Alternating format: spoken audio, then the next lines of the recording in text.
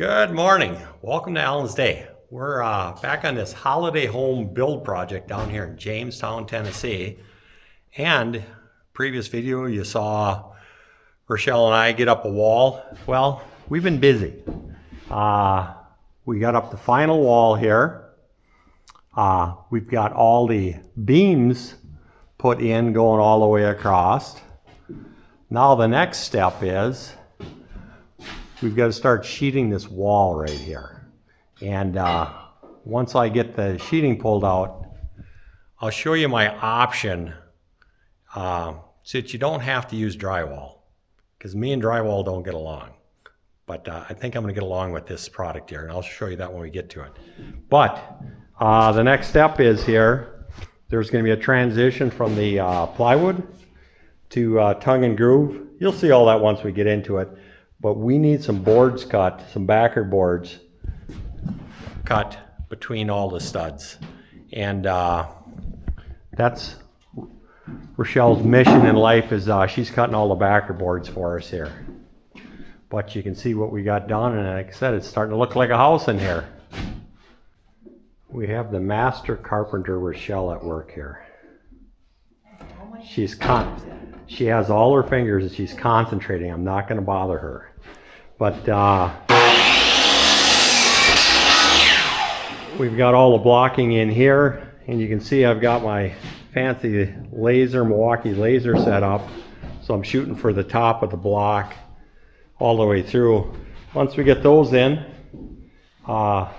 readjust my level down and start putting some wood on the walls. It'll start looking like a house then.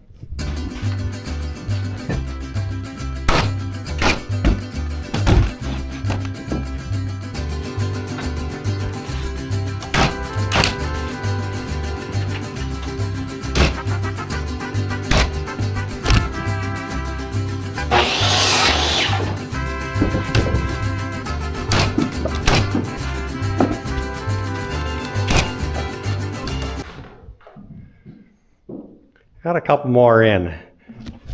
I think you get the idea how I put those in. Look at what we got up. We got one sheet.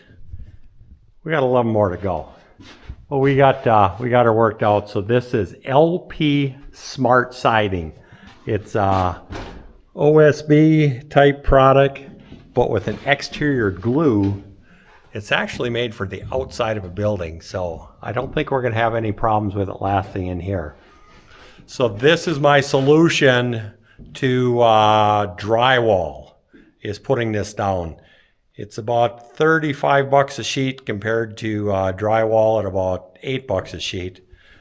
But I'm banking on the labor we're going to save, that we don't have to mud and tape and the rest of that. And it's pre-primed. All we got to do is put a coat of paint on there and it's done. So we'll see how it works. Well, let me give you an update of where we're at. I think I like this stuff, or I know I like this stuff. So it's, like I said, it's the LP Smart Siding. It's got a groove in there so that you just put a bead of caulk on here before you slide it together.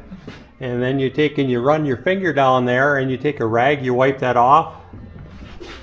That caulk's gonna be ready to paint in 60 minutes. So, that wall's done. Now, we just gotta continue on over here. And now, we just gotta cut this opening out. And we'll just keep moving down.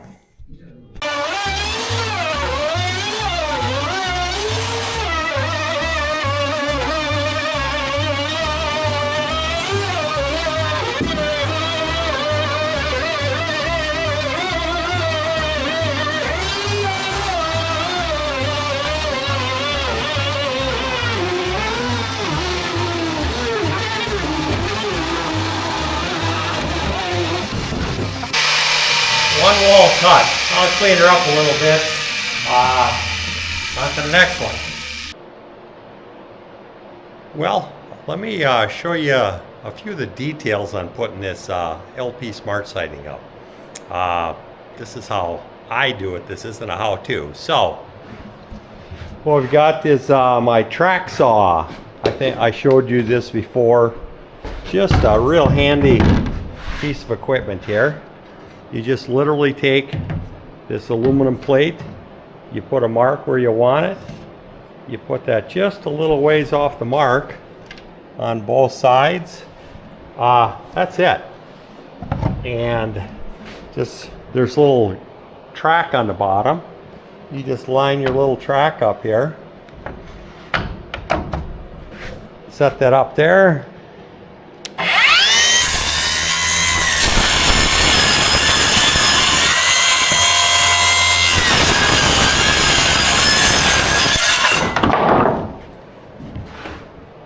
And you're done. It makes it so much easier. So it goes back to, if you can, get whatever tools you can do to make your life easier. And this is definitely one for cutting the material. Well, let me get this track saw out of the way and I'll show you the next step. Next step, caulking. You always hear me talking about caulking. Typically my go-to is Alex Plus. It's a real inexpensive latex caulk. Except the cure time on there is a couple of days before you can paint. And maybe we're gonna get paint on here sooner than that. So my new favorite go-to if you're painting is this, get it from Menards. It's a Painter's Pro acrylic, and it's water cleanup.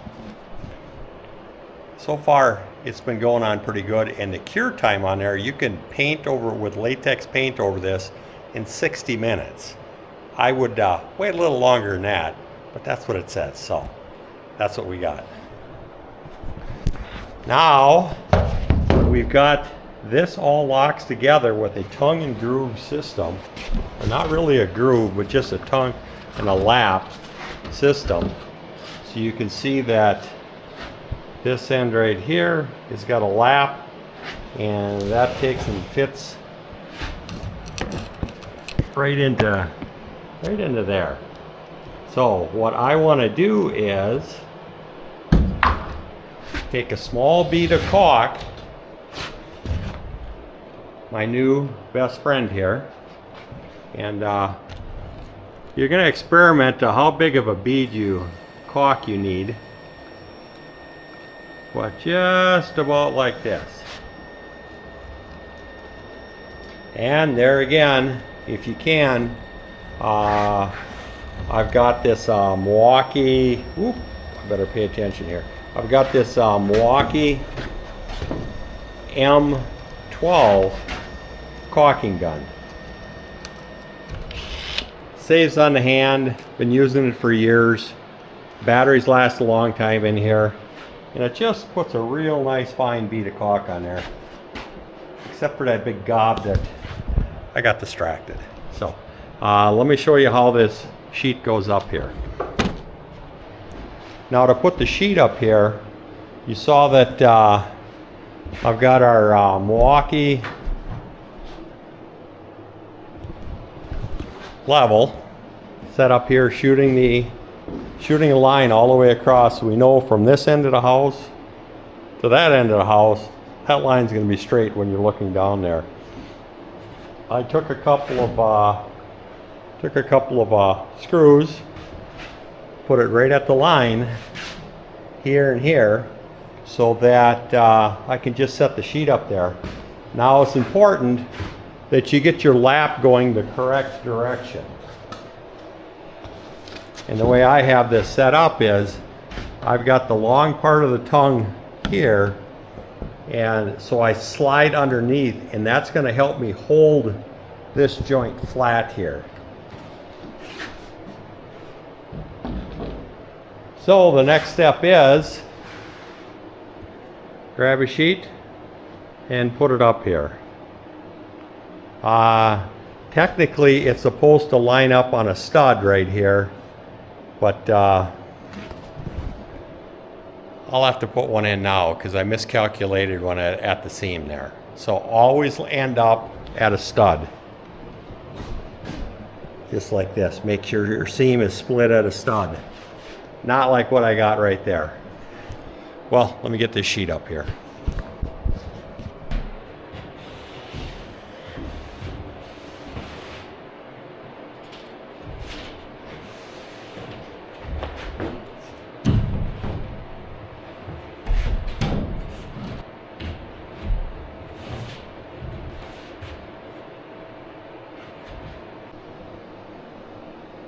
Well, I've got the sheet up there, and you can see this is what you want to happen, is you want just a little bit of caulk sticking through right here.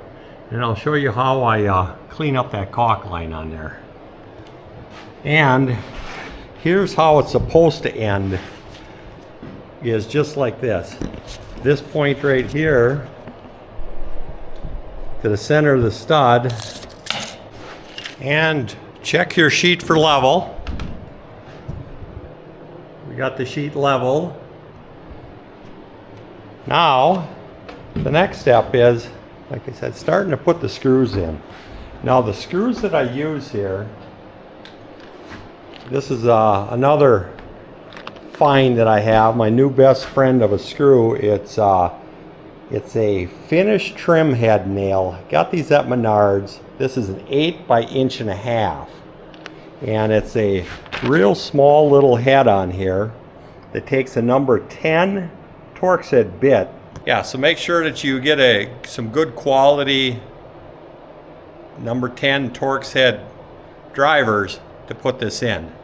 And then the next real important thing is you need to get yourself a quality driver, something small, something controllable.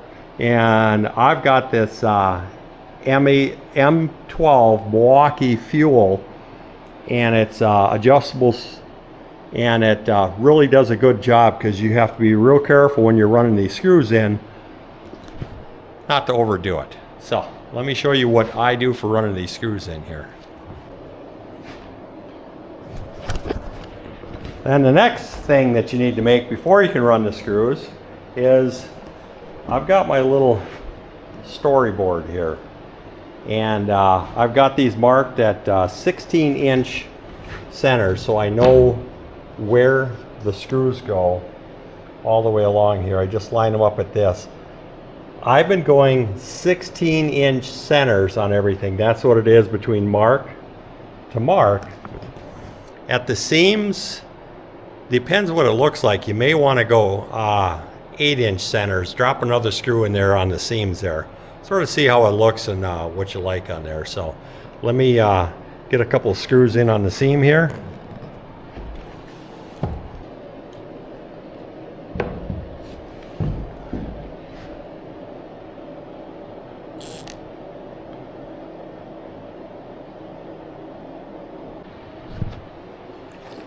So I did put a backer at this seam on the wall. That's the only place on this entire wall that I didn't end up with a stud on there. Reason being is I already had so many studs in that little area. I didn't feel I needed to put another one, so that's why I just put a backer, a 2x4, laid it flat against there, so I got something to screw to. So make sure you end up on a stud, or you put a backer in there. Now to run the screws in,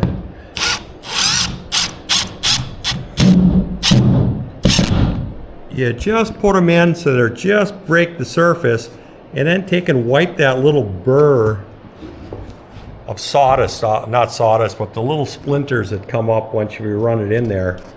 And now to get this ready to paint, you use your reliable finger, wipe that off, and then I just take a rag. And I just wipe over that surface.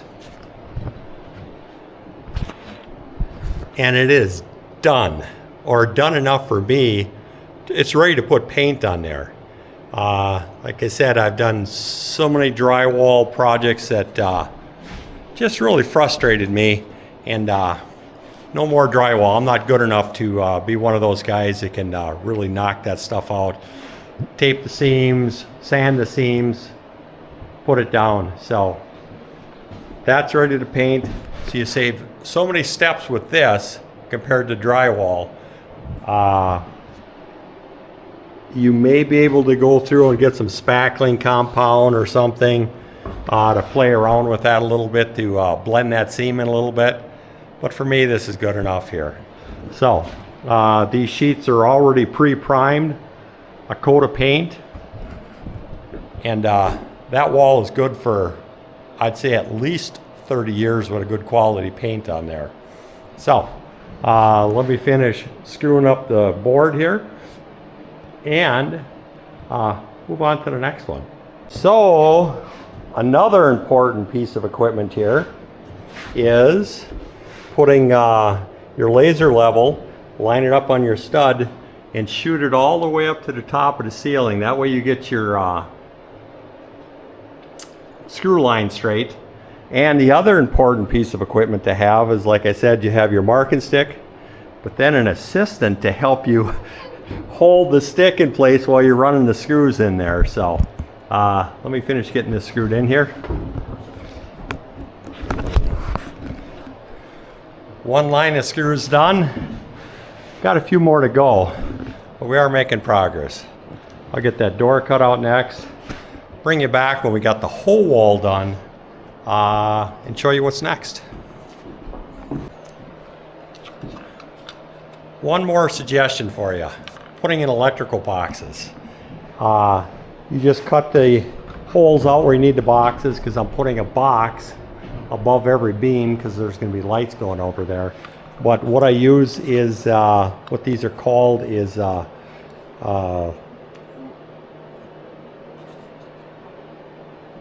old construction boxes. They have a tab that come out.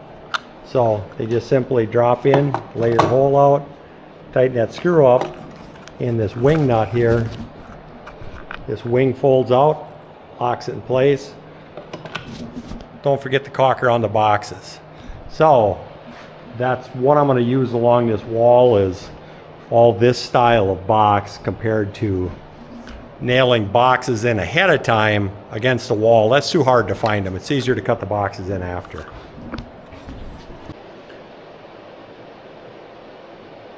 We're making progress on the wall. We got it all up.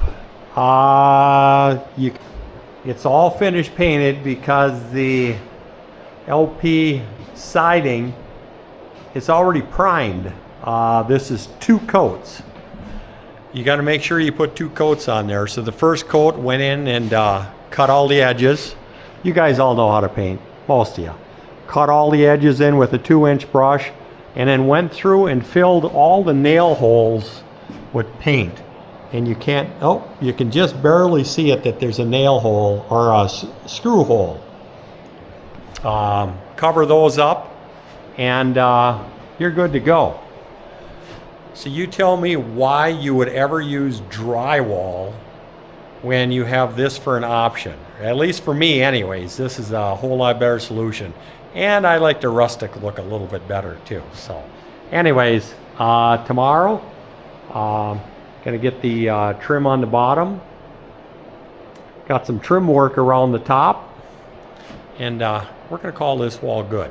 Let me just show you the paint that I used on here.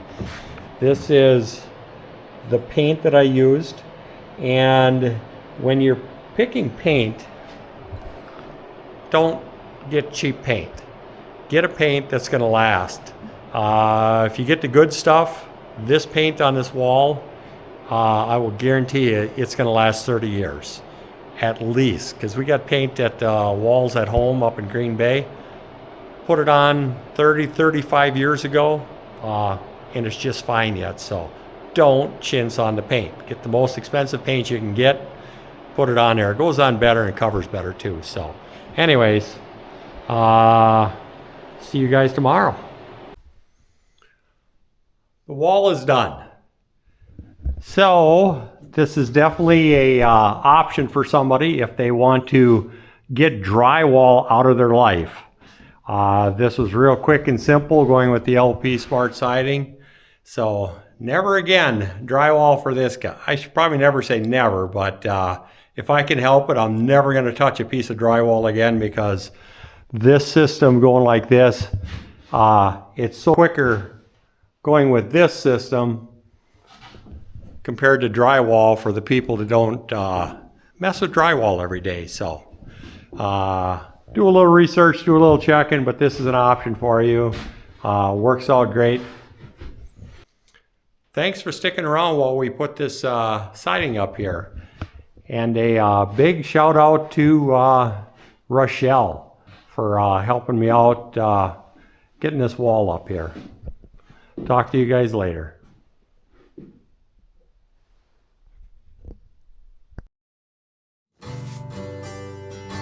Thank you for watching Alan's Day. Life is about making choices. Some things are already perfect. Some things you may choose to upgrade. This channel will show you both. Please like, subscribe, and share. Thanks again.